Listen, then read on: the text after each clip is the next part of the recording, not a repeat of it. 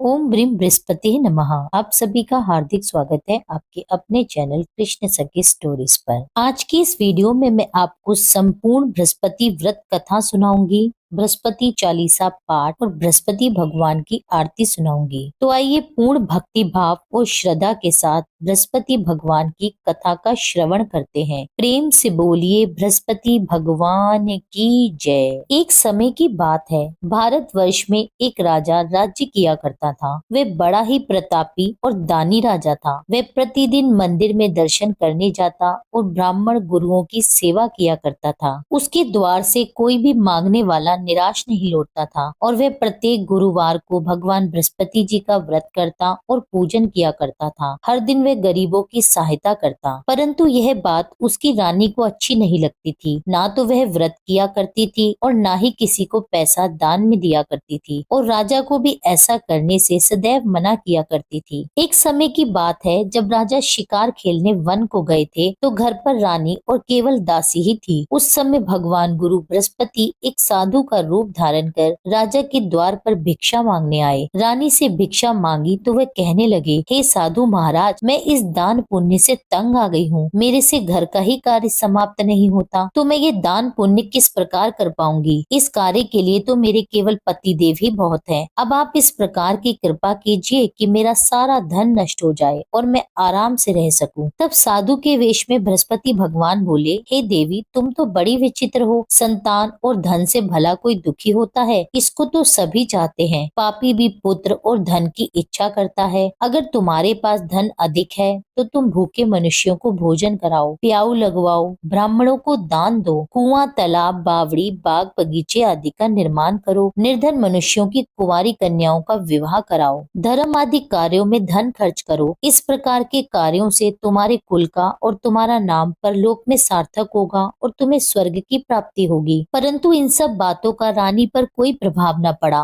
वे कहने लगी, हे साधु महाराज, मुझे ऐसे धन की आवश्यकता नहीं जिसको मैं और मनुष्यों को दूं और जिसको संभालने में मेरा सारा समय नष्ट हो जाए। साधु महाराज ने कहा, देवी, तुम्हारी ऐसी इच्छा है तो ऐसा ही होगा। मैं तुम्हें जैसा बताता हूँ तुम वैसा ही करना। बृहस्पतिवार के दिन घर को गोबर से लीपना, अपने बालों को धोना और बाल धोते समय स्नान करना, भोजन में मांस मदिरा खाना, कपड़ा धोबी के यहाँ धुलने को डालना। इस प्रकार 7 बृहस्पतिवार करने से तुम्हारा सब धन नष्ट हो जाएगा। यह कहकर वे साधु महाराज वहाँ से अंतर ध्यान हो गए। रानी ने साधु के कहने के अनुसार ही किया। 3 बृहस्पतिवार ही बीते थे कि उसकी समस्त धन संपत्ति नष्ट हो गई और भोजन के लिए दोनों समय परिवार तरसने लगा तथा सांसारिक भोगों से दुखी रहने लगा। तब वह राजा रानी से कहने लगा, हे रानी, तुम यहाँ पर रहो, मैं दूसरे देश को जाता हूँ, क्योंकि यहाँ पर मुझे सभी मनुष्य जानते हैं, इसलिए मुझे कोई कार्य नहीं देगा। देश चोरी परदेश भिक्षा बराबर है। ऐसा कहकर राजा परदेश चला गया। वहाँ जंगल में जाता, लकड़ी काट कर लाता और शहर में बेचता। इस तरह वह अपने दिन व्यतीत करने लगा। इधर राजा के बिना रानी और दासी दुखी रहने लगे।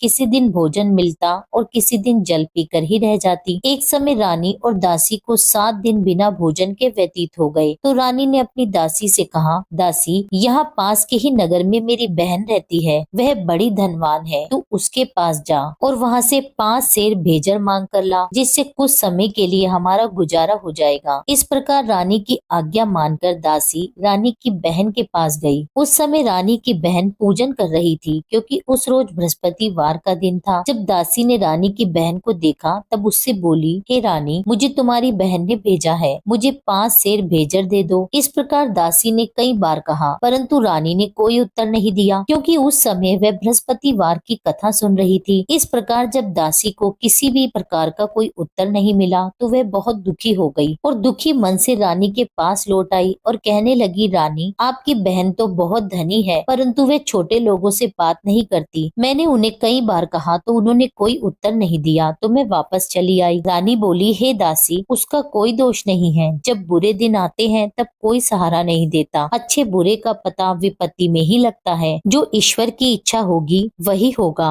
यह सब हमारे भाग्य का दोष है। इधर उस रानी की बहन ने सोचा कि मेरी बहन की दासी आई थी, किंतु मैं तो उससे कुछ बोली नहीं, इससे तो वह बहुत दुखी हुई होगी। यह सोच कथा को सुन और विष्णु भगवान का पूजन समाप्त कर वह रानी अपनी बहन के घर चल दी और आकर अपनी बहन से कहने लगी, हे बहन, मैं बृहस्पतिवार का व्रत कर रही थी। जब तुम्हारी दासी आई थी तब मैं कथा सुन रही थी, और जब कथा सुनते हैं तब ना तो उठते हैं और ना ही बोलते हैं, इसलिए मैं नहीं बोली। कहो दासी क्यों आई थी? रानी बोली, हे बहन, हमारे घर अनाज नहीं था, वैसे तुमसे कोई बात कहाँ छिपी है, इस कारण मैंने दासी को तुमसे 5 सेर भेजर मांगने के लिए भेजा था। रानी की बहन बोली, बृहस्पति भगवान सबकी मनोकामना पूर्ण करते हैं, देखो शायद तुम्हारे घर में अनाज रखा हो। इस प्रकार का वचन जब रानी ने सुना तो घर के अंदर गई और वहाँ उसे एक घड़ा भेजर का भरा मिल गया। तब वे रानी और बांदी बहुत खुश हुई। दासी कहने लगी, हे रानी, देखो वैसे हमको जब भोजन नहीं मिलता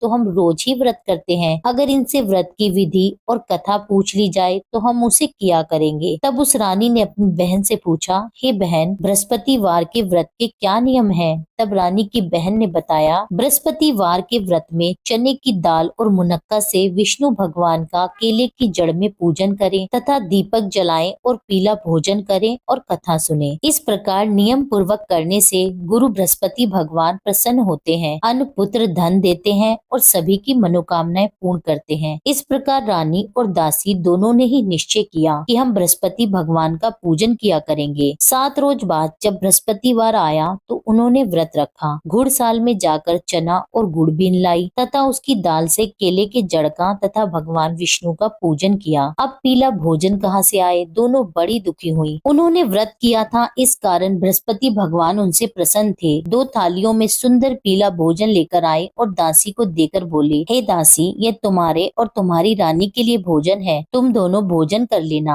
दासी भोजन पाकर बड़ी प्रसन्न हुई और रानी से बोली, चलो रानी, जी भरकर भोजन कर लो। रानी को इस विषय में कुछ पता नहीं था, इसलिए वे दासी से बोली, तू ही भोजन कर, क्योंकि तू हमारी व्यर्थ में हंसी उड़ाती है। दासी बोली कि एक महात्मा भोजन दे गए हैं। रानी कहने लगी, वह भोजन तेरे लिए दे गए हैं, तू ही भोजन कर। दासी ने कहा, वह महात्मा हम दोनों के लिए 2 थाली में भोजन दे गए हैं, इसलिए हम और तुम दोनों ही साथ साथ भोजन करेंगे। इस प्रकार रानी और दासी दोनों ने ही बृहस्पति भगवान को नमस्कार कर भोजन प्रारंभ किया। अब वे प्रत्येक बृहस्पतिवार को बृहस्पति भगवान का व्रत और विष्णु भगवान का पूजन करने लगी। बृहस्पति भगवान की कृपा से रानी और दासी के पास बहुत सा धन हो गया। अब रानी फिर से आलस्य करने लगी। तब दासी बोली, देखो रानी, तुम पहले इस प्रकार आलस्य करती थी तो तुम्हें धन रखने में कष्ट होता था, इस कारण सभी धन नष्ट हो गया। अब बृहस्पति भगवान की कृपा से धन मिला है, हमें दान पुण्य करना चाहिए। दान में भूखे मनुष्यों को भोजन कराना चाहिए, प्याऊ लगवाने चाहिए, ब्राह्मणों को दान देना चाहिए। धन को शुभ कार्यों में खर्च करें, जिससे तुम्हारे कुल का यश बढ़ेगा और स्वर्ग प्राप्त होगा, पितृ प्रसन्न होंगे। तब रानी ने इसी प्रकार के कार्य करने प्रारंभ कर दिए तो काफी यश फैलने लगा। एक दिन रानी और दासी विचार करने लगी कि ना जाने हमारे राजा किस दशा में होंगे, उनकी कोई खोज खबर नहीं है। बृहस्पति भगवान से उन्होंने प्रार्थना की तो एक दिन भगवान ने रात्रि में राजा को स्वप्न में कहा, हे राजन, उठ, तेरी रानी तुझको याद करती है, अपने देश को चला जा। राजा प्रातः काल उठा और विचार करने लगा। स्त्री खाने और पहनने की साथी होती है, पर भगवान की आज्ञा मानकर वह अपने नगर की ओर चलने को तैयार हुआ। इससे पूर्व जब राजा प्रदेश चला गया था तो प्रदेश में दुखी रहने लगा। प्रतिदिन जंगल में से लकड़ी बीन कर लाता और उसे शहर में बेचकर अपने दुखी जीवन को बड़ी कठिनता से व्यतीत करता था। एक दिन राजा दुखी हो अपनी पुरानी बातों को याद करके रोने लगा। तब उस समय जंगल में बृहस्पति देव एक साधु का रूप धारण कर आए और राजा के पास आकर कहने लगे, लकड़हारे, तुम इस सुनसान जंगल में किस चिंता में बैठे हो, मुझे बताओ। यह सुनकर राजा की आंखों में जल भर आया और साधु की वंदना कर बोले, हे प्रभु, आप सब कुछ जानने वाले हो। इतना कहकर साधु को अपनी कहानी सुना दी। महात्मा दयालु होते हैं वे राजा से बोले, हे राजन, तुम्हारी स्त्री ने बृहस्पति देव का अपमान किया था,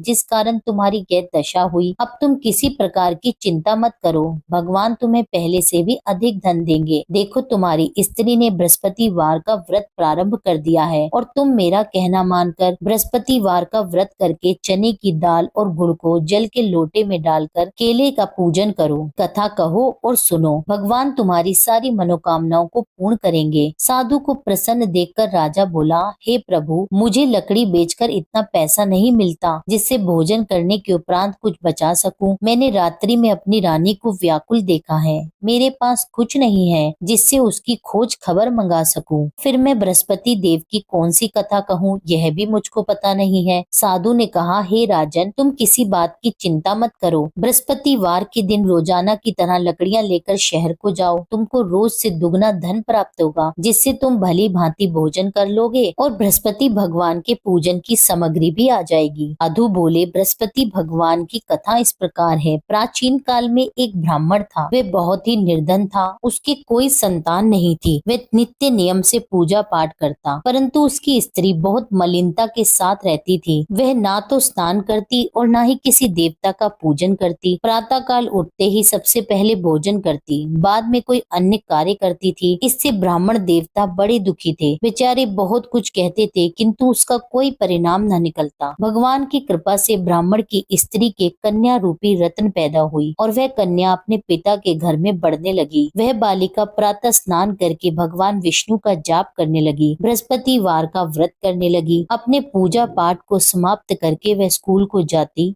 तो अपनी मुट्ठी में जौ भरकर ले जाती और पाठशाला जाने के मार्ग में डालती जाती। वही जौ स्वर्ण के हो जाते और लौटते समय उनको बीनकर घर ले आती। एक दिन वह बालिका सूप में सोने के जौ को फटक कर साफ कर रही थी, तो उसकी माँ ने देख लिया और कहा, हे बेटी, सोने के जौ को फटकने के लिए सोने का सूप होना चाहिए। दूसरे दिन बृहस्पतिवार था। इस कन्या ने व्रत रखा और बृहस्पति भगवान से प्रार्थना करके कहने लगी, हे प्रभु, यदि मैंने आपकी पूजा सच्चे मन से की हो तो मेरे लिए सोने का सूप दे दो। बृहस्पति देव ने उसकी प्रार्थना स्वीकार कर ली। रोजाना की तरह वह कन्या जौ फैलाती हुई स्कूल को गई और जब लौटकर जौ बीन ही रही थी तो बृहस्पति देव की कृपा से रास्ते में सोने का सूप मिला। वह सोने के सूप को लेकर घर गई और उससे जौ साफ करने लगी, परंतु उसकी माँ का वही ढंग रहा। एक दिन की बात है, वह कन्या सोने के सूप से जौ साफ कर रही थी। उस समय उस शहर का राजपुत्र वहां से होकर निकला। इस कन्या के रूप और कार्य को देखकर वह मोहित हो गया और अपने घर आकर भोजन और जल त्याग कर उदास होकर लेट गया।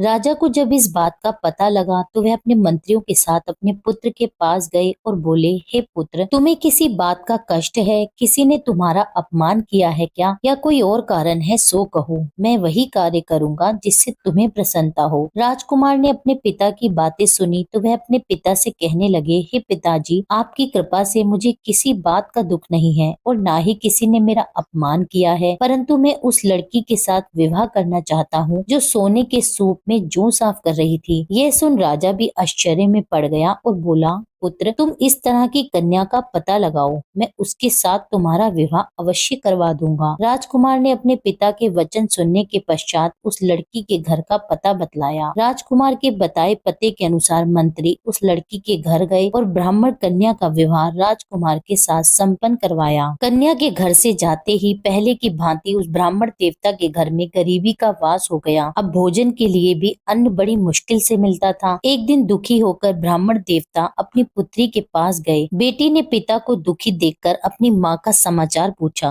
तब ब्राह्मण ने सारा हाल कह सुनाया। कन्या ने बहुत सा धन देकर अपने पिता को विदा किया। इस तरह ब्राह्मण का कुछ समय सुख पूर्वक व्यतीत हो गया। कुछ दिन बाद फिर से वही हाल हो गया। ब्राह्मण फिर से अपनी कन्या के यहाँ आया और सभी हाल उससे कहा तो लड़की बोली, हे पिताजी, आप माता जी को यहाँ पर ले आइए, मैं उन्हें विधि बता दूंगी जिससे आपकी गरीबी दूर हो जाएगी। वह ब्राह्मण देवता अपनी स्त्री को साथ लेकर बेटी के घर पहुंचा तो पुत्री अपनी माँ को समझाने लगी, माँ तुम प्रातःकाल उठकर प्रथम स्नान करके भगवान विष्णु का पूजन करो, तुम्हारी सब दरिद्रता दूर हो जाएगी। परंतु उसकी माँ ने उसकी एक बात नहीं मानी और प्रातःकाल उठकर अपनी पुत्री और बच्चों का जूठन खा लेती थी। एक दिन उसकी पुत्री को बहुत क्रोध आ गया और एक रात कोठरी से सभी सामान निकाल दिया और उसमें अपनी माँ को बंद कर दिया। प्रातःकाल उस कोठरी में से माँ को निकाला और स्नान करा के पूजा पाठ करवाया तो उसकी माँ की बुद्धि ठीक हो गई। फिर प्रत्येक बृहस्पतिवार को वह व्रत रखने लगी। बृहस्पति व्रत के प्रभाव से उसकी माँ बहुत धनवान हो गई, पुत्रवती हो गई और बृहस्पति देव जी की कृपा से स्वर्ग को प्राप्त हुई और वह ब्राह्मण भी सुख पूर्वक इस लोक से सुख भोग कर स्वर्ग को प्राप्त हुए। इस तरह कहानी कहकर साधु देवता वहाँ से अंतर्ध्यान हो गए। धीरे धीरे अब समय व्यतीत होने लगा। फिर बृहस्पतिवार का दिन आया तो राजा जंगल से लकड़ी काट कर किसी शहर में बेचने गया। उसे उस दिन और दिनों की अपेक्षा अधिक धन मिला। राजा चना गुड़ आदि लाकर बृहस्पतिवार का व्रत करने लगा। उस दिन से उसके सभी क्लेश दूर हो गए। परंतु जब दोबारा बृहस्पतिवार आया तो वह व्रत करना भूल गया। इस कारण बृहस्पति भगवान नाराज हो गए। उसी दिन उस नगर के राजा ने विशाल यज्ञ का आयोजन किया था और शहर में यह घोषणा करवा दी कि कोई भी मनुष्य अपने घर में ना तो भोजन बनाए और न आग जलाए, समस्त लोग मेरे यहाँ ही भोजन करें। इस आज्ञा को जो नहीं मानेगा उसको फांसी की सजा दी जाएगी। इस तरह की घोषणा संपूर्ण नगर में करवा दी गई। राजा की आज्ञा अनुसार शहर के सभी लोग भोजन करने आए, लेकिन लकड़हारा कुछ देर से पहुंचा, इसलिए राजा उसको अपने साथ घर लिवा ले गया और ले जाकर भोजन करा ही रहा था तो रानी की दृष्टि उस खूंटी पर पड़ी जिस पर उसने अपना हार लटका रखा था। उसे वहाँ पर हार दिखाई नहीं दिया तो रानी ने हार की चोरी के अपराध में लकड़हारे को पुलिस बुलवाकर उसे जेल खाने में डलवा दिया। अब राजा जेल खाने में गया तो बहुत दुखी होकर विचार करने लगा, न जाने कौन से पूर्व जन्म के कर्म है जिसके कारण मुझे ऐसा दुख प्राप्त हो रहा है। फिर राजा उसी साधु को याद करने लगा जो जंगल में मिला था। उसी समय तत्काल बृहस्पति देव साधु के रूप में प्रकट हो गए और उसकी दशा को देखकर कहने लगे, अरे मूर्ख, तूने बृहस्पति देवता की कथा नहीं की, इस कारण तुझे दुख प्राप्त हुआ है। अब तू चिंता मत कर, बृहस्पतिवार के दिन जेल खाने के दरवाजे पर तुझे 4 पैसे पड़े मिलेंगे, उससे तू बृहस्पति देव की पूजा करना, तेरे सभी कष्ट दूर हो जाएंगे। बृहस्पतिवार के रोज उसे 4 पैसे पड़े मिले। राजा ने उसी पैसों की सहायता से अपना व्रत और पूजन किया। उसी रात्रि को जब राजा सो रहा था तो बृहस्पति देव ने राजा को स्वप्न में कहा, हे राजन, तुमने जिस आदमी को जेल खाने में हार की चोरी के अपराध में बंद कर रखा है वह निर्दोष है, वह राजा है, उसे छोड़ देना। रानी का हार उसी खूंटी पर लटका हुआ है, अगर तू ऐसा नहीं करेगा तो मैं तेरे राज्य को नष्ट कर दूंगा। राजा प्रातः काल उठा तो रानी का हार खूंटी पर टंगा देखकर लकड़हारे को बुलाकर उससे क्षमा मांगी तथा राजा को योग्य सुंदर वस्त्र आभूषण देकर विदा किया। भगवान बृहस्पति देव की आज्ञा अनुसार राजा अपने नगर को चल दिया। राजा जब नगर के निकट पहुंचा तो उसे बड़ा ही आश्चर्य हुआ। नगर में पहले से भी अधिक बाग, तालाब, कुएं, मंदिर तथा बहुत सी धर्मशाला बने हुए थे। राजा ने पूछा कि यह किसका बाग और धर्मशाला है। तब नगर के सब लोग कहने लगे कि यह सब रानी और दासी का है। तो राजा को बड़ा आश्चर्य भी हुआ और गुस्सा भी आया। जब रानी ने यह खबर सुनी कि राजा आ रहे हैं तो उसने अपनी दासी से कहा, हे दासी, देख राजा हमें कितनी बुरी दशा में छोड़ गए थे, वह हमारे ऐसे हालात देखकर कहीं लौट न जाए, इसलिए तू द्वार पर ही खड़ी हो जा। रानी की आज्ञा सुनकर दासी द्वार पर ही खड़ी हो गई। जब राजा आए तो उन्हें अपने साथ लिवा लाई। तब राजा ने क्रोध करके अपनी तलवार निकाली और पूछने लगा, यह बताओ तुम्हें यह धन कैसे प्राप्त हुआ। तब रानी ने कहा कि यह सब धन बृहस्पतिवार के व्रत के प्रभाव से मिला है। तब राजा ने निश्चय किया कि 7 रोज बाद तो सभी बृहस्पति देव का पूजन करते हैं, परंतु मैं रोजाना दिन में 3 बार कहानी कहा करूंगा और रोज व्रत किया करूंगा। अब हर समय राजा के दुपट्टे में चने की दाल बंधी रहती तथा दिन में 3 बार कहानी कहता। एक रोज राजा ने विचार किया कि चलो अपनी बहन के यहाँ आवे। इस तरह निश्चय कर राजा घोड़े पर सवार हो अपनी बहन के यहाँ जाने लगा। मार्ग में उसने देखा कि कुछ आदमी एक मुर्दे को लिए जा रहे हैं, तो उन्हें रोक कर राजा कहने लगा, भाइयों, मेरी बृहस्पतिवार की कथा सुन लो। वे बोले, लो, हमारा तो आदमी मर गया है और इसको अपनी कथा की पड़ी है। परंतु कुछ आदमी बोले, अच्छा कहो, हम तुम्हारी कथा भी सुनेंगे। राजा ने दाल निकाली और जब आधी ही कथा हुई थी कि क्योंकि मुर्दा हिलने लगा और जब कथा समाप्त हुई तो राम राम कहकर वह मनुष्य खड़ा हो गया। आगे मार्ग में उसे एक किसान खेत में हल चलाता हुआ मिला। राजा ने उसे देखा और उससे बोला, अरे भाइयों, तुम मेरी बृहस्पतिवार की कथा सुन लो। किसान बोला, जब तक मैं तुम्हारी कथा सुनूंगा तब तक तो 4 हरिया जोत लूंगा, जा अपनी कथा किसी और को सुनाना। इस तरह राजा आगे चलने लगा। राजा के हटते ही बैल पछाड़ खाकर गिर गए तथा किसान के पेट में बहुत जोर से दर्द होने लगा। उस समय उसकी माँ रोटी लेकर आई थी। उसने जब यह देखा तो अपने पुत्र से सब हाल पूछा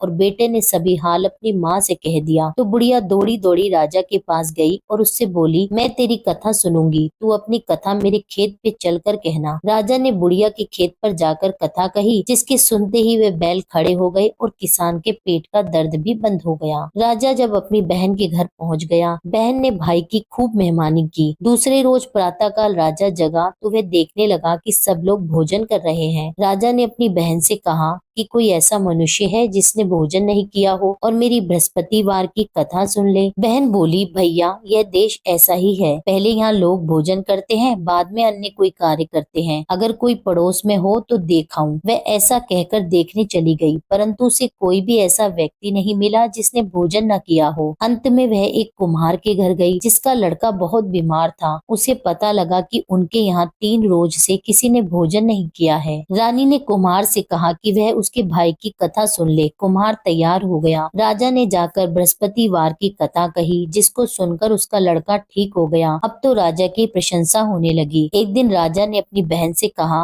बहन, हम अपने घर को जाएंगे, तुम भी तैयार हो जाओ। राजा की बहन ने अपनी सास से कही तो सास बोली, हाँ चली जा, परंतु अपने लड़कों को मत ले जाना, क्योंकि तेरे भाई के यहाँ कोई औलाद नहीं है। बहन ने अपने भाई से कहा, हे भैया, मैं तो चलूंगी मगर कोई बालक नहीं आएगा। राजा बोला, जब कोई बालक नहीं चलेगा तब तुम क्या करोगी? बड़े दुखी मन से राजा अपने नगर को लौट आया। राजा ने अपनी रानी से कहा, हम निर्वंशी राजा हैं, हमारा मुंह देखने का धर्म नहीं है और कुछ भोजन आदि भी नहीं किया। रानी बोली, हे नाथ, जब बृहस्पति देव ने हमें सब कुछ दिया है तो संतान भी अवश्य देंगे। उसी रात बृहस्पति देव ने राजा को स्वप्न में कहा, हे राजन, उठ, सभी सोच को त्याग दे, तेरी रानी गर्भ से है। यह बात सुनकर राजा बहुत खुश हुआ। 9वें महीने में रानी ने एक सुंदर पुत्र को जन्म दिया। तब राजा बोला, हे रानी, स्त्री बिना भोजन के रह सकती है, बिना कहे नहीं रह सकती। जब मेरी बहन आवे तो मुझसे कुछ मत कहना। रानी ने सुनकर हाँ कर दिया। जब राजा की बहन ने शुभ समाचार सुना तो वह बहुत खुश हुई और बधाई लेकर अपने भाई के घर आई। तब रानी ने कहा, घोड़ा चढ़कर तो नहीं आई, गधा चढ़ी आई। राजा की बहन बोली, भाभी, मैं इस प्रकार ना कहती तो तुम्हें औलाद कैसे मिलती? बृहस्पति देव ऐसे ही हैं, जिसकी जैसी मन में कामनाएं हैं सभी को पूर्ण करते हैं। जो सद्भावना पूर्वक बृहस्पतिवार का व्रत करता है, कथा कहता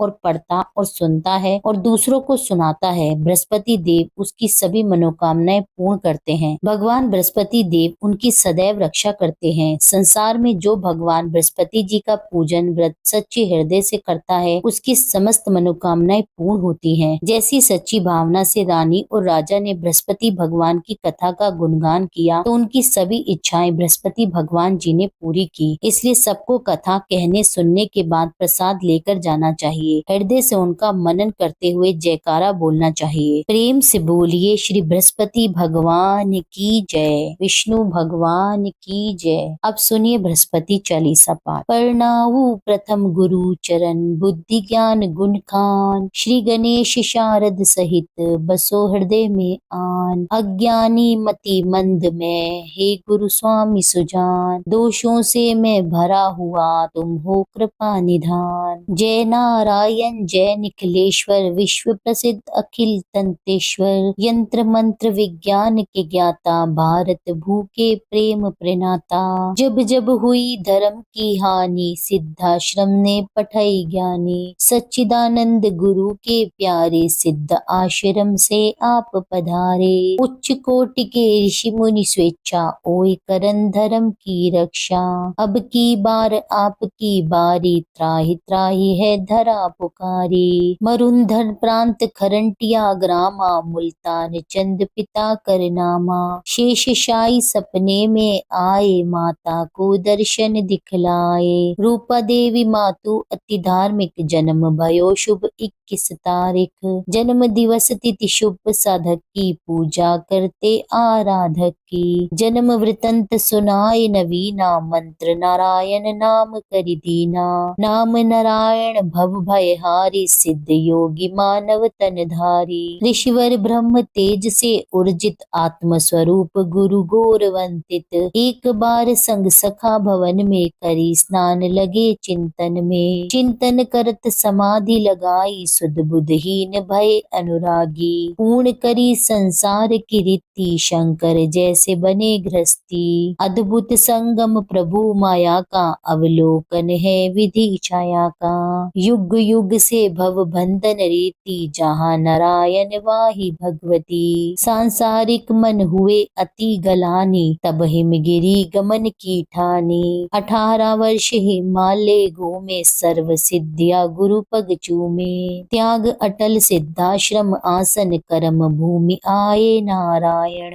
धरा गगन ब्राह्मण में गूंजी, जय गुरुदेव साधना पूंजी। धर्म धर्म हित शिविर पुरोधा, कर्म क्षेत्र के अतुलित योधा। हृदय विशाल शास्त्र भंडारा, भारत का भौतिक उजियारा। 156 ग्रंथ रचयिता, सीधी साधक विश्व विजेता। प्रिय लेखक प्रिय गूढ़ प्रवक्ता, भूत भविष्य के आप विधाता। आयुर्वेद ज्योतिषी के सागर, षोडश कला युक्त परमेश्वर। रतन पार की विघ्न हरंता, सन्यासी अन्यतम संता। अद्भुत चमत्कार दिखलाया, पारद का शिवलिंग बनाया। वेद पुराण शास्त्र सब ज्ञाते, पारेश्वर दुर्लभ कहलाते। पूजा कर नित्य ध्यान लगावे, जो नर सिद्धाश्रम में जावे। चारों वेद कंठ में धारे, पूजनीय जन जन के प्यारे। चिंतन करत मंत्र जब गाए, विश्वामित्र वशिष्ठ बुलाए। मंत्र नमो नारायण साचा, ध्यानत भागत भूत पिचाशा।